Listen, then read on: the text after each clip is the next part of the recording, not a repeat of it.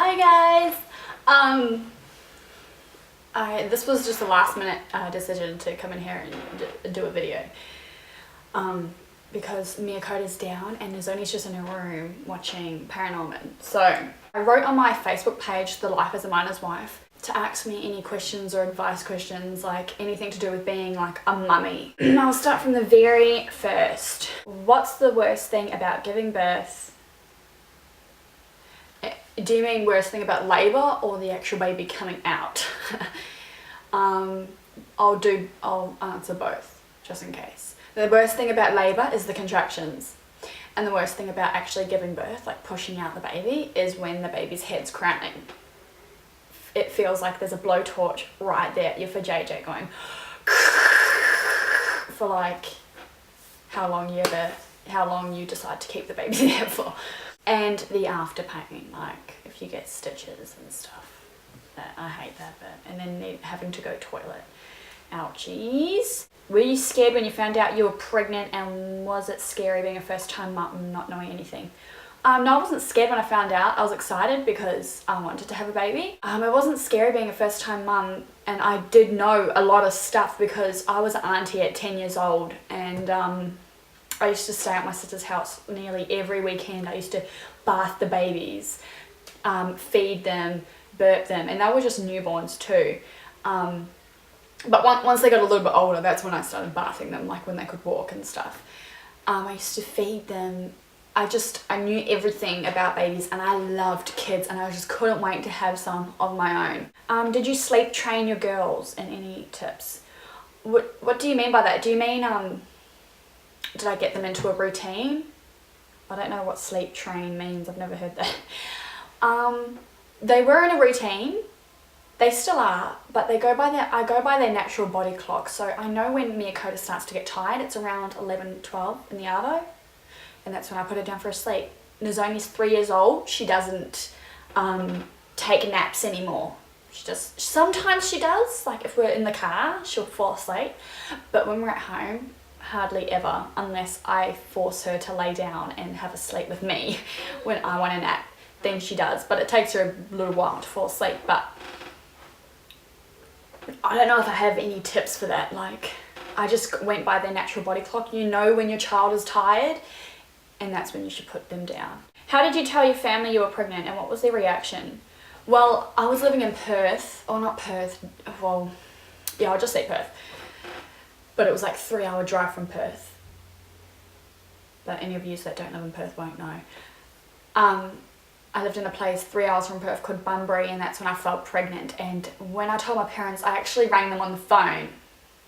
And they were like, congratulations and stuff. But I don't know what they really thought when Mum hung up that phone. I know if that was my daughter falling pregnant at 17, I don't think I'd be 100% happy. But I would support them with their decision, and if they had a good man. But no, I'm not encouraging it, jeez. But I don't know what they said when they got off the phone. But once that baby was born, everyone loved her. Nozoni, everyone loved Nozoni, everyone loved Miyakota. How did you stop the girls from throwing food? They did go through a stage where they just always, if they were finished with their food or didn't want it anymore, the whole plate would just go on the ground. But we did snap them out of it. We did not like smack them, but we did growl them using a real stern voice. Or Shannon used to, because they're more scared of Shannon than me. When I do it, they just look at me going, whatever, Mum. But with Dad, when their dad growls them, all he needs to do is raise his voice, and they're like, and they listen straight away. I don't know what... And they just must be sick of my voice, hey. When I got Miyakota to sit at the table, she was a bit like low for the table, but now that she's going, it's coming a bit higher. But you can get those little attachable seats, which I think I should have got. That's like a little booster seat, but it attaches to the chair, and also it comes with a belt, so they can't. But it would be best to sit next to them, because they can like fully tip themselves over and pull the chair with them. But yeah, you just keep sitting. It is messy at first.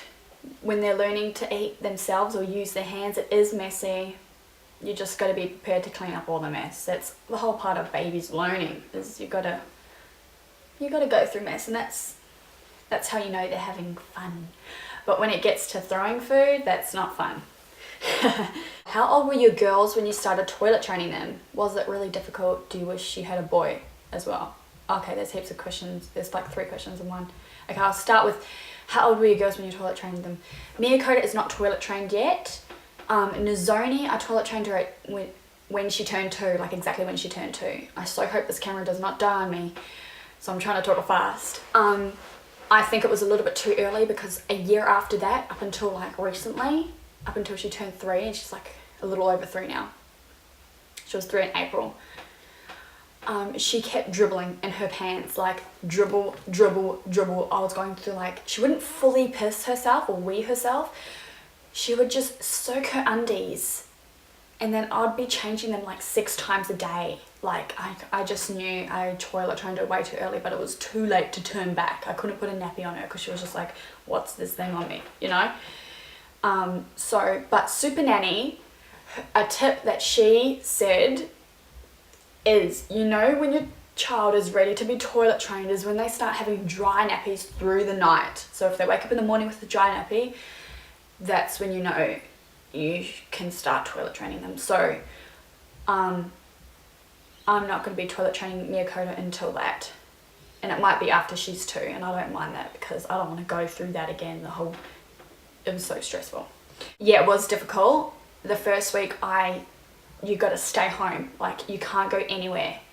I went cold turkey. I did not use pull-ups, because if I put a nappy, like, you just imagine, like, I researched this stuff and it just all makes sense. Like, if you use pull-ups at night, the child's not going to know the difference between a nappy and a pull-up. If I blindfolded you and put a pull-up on you and a nappy, could you feel the difference between a pull-up and a nappy? They both feel the exact same. So I didn't, and that can really confuse your child. So I went cold turkey. I got bed protectors, like mattress protectors, and she only weed the bed like a few nights. She still does now, but like really rare. If I don't take her toilet before bed, that's when she pisses it.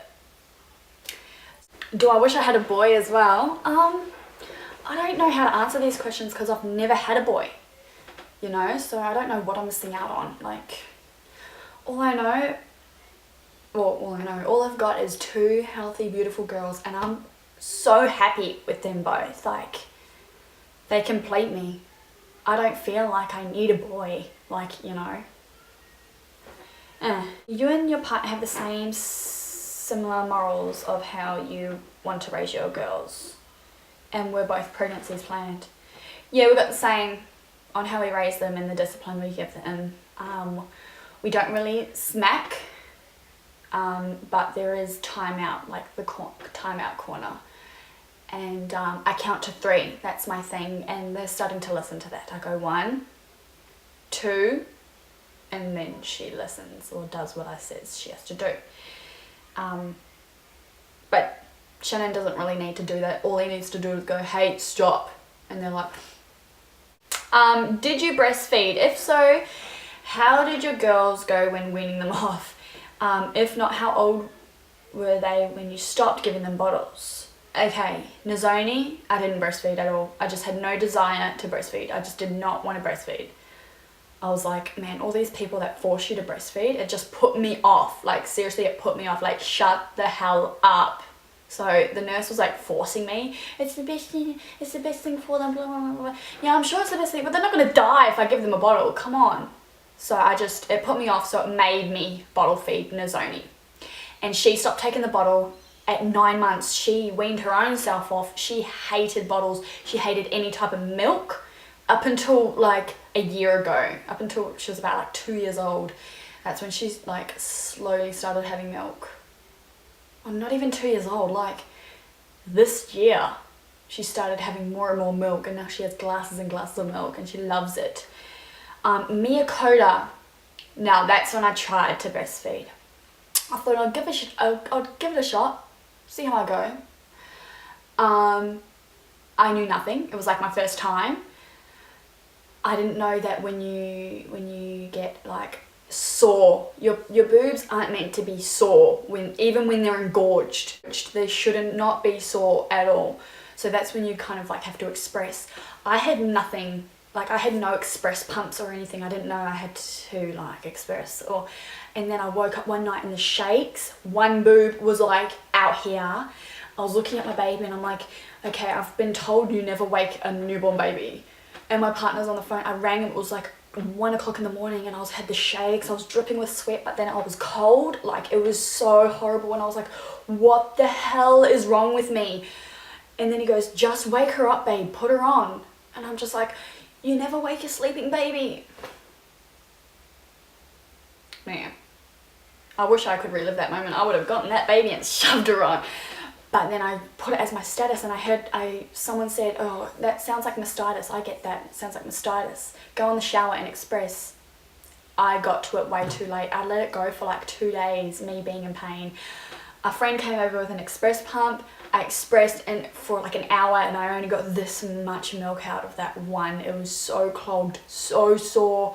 And I was like feeding her just off one side and that went deflated and had no more milk, and she wasn't getting satisfied. She was like awake, crying, like unsettled. So I was just like, one night I looked at Shannon and I'm just like, we are going to the chemist. It was like midnight. We went to a 24-hour chemist, got bottles, got formula, put that bottle. I went for about 4 weeks. 4 weeks it lasted for, and then it failed. Like at least I tried, you know. Put that bottle. She sculled a big bottle like this and she was out for the whole night. She was 4 weeks old, slept the whole night. I know people are like, oh no they don't. They don't sleep the whole night. My baby did. You weren't there, so you wouldn't know. My baby slept the whole night with that bottle and I was just like, why did I not bottle feed in the first place? And it was just hard breastfeeding as well as having a crazy toddler running around. Like, I wouldn't recommend having babies so close together, even though people are like, yeah, it's good when they're together because they grow up together and be friends. Me and my sister are 8 years apart and we're like best friends. It doesn't matter how close or far you are. It's just, when your sister's your sisters. They don't need to be close in age.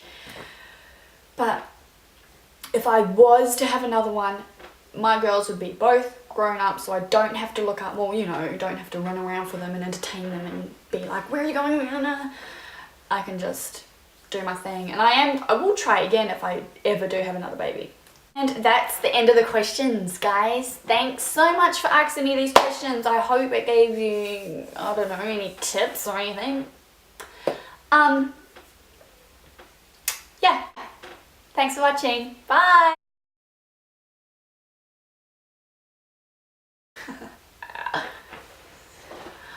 Oh god. I never know what to do with my hair. It's so boring.